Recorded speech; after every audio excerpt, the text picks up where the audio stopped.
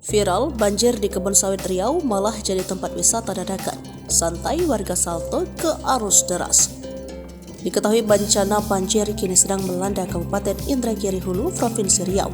Akan tetapi warga malah asyik berenang di air banjir meskipun arusnya cukup deras. Tampak para warga berdiri di jalan aspal yang berada di tengah-tengah perkebunan sawit tersebut. Jalan tersebut hanya sedikit terendam air, kira-kira sebatas mata kaki orang dewasa. Orang dewasa, remaja, dan anak-anak bersukacita meramaikan lokasi wisata dadakan tersebut. Bahkan, tidak sedikit orang berani terjun lantas berenang dalam arus yang cukup deras. Menariknya, penjual mulai dari gerobak motor serta meja bertenda payung turut memadati kawasan banjir tersebut.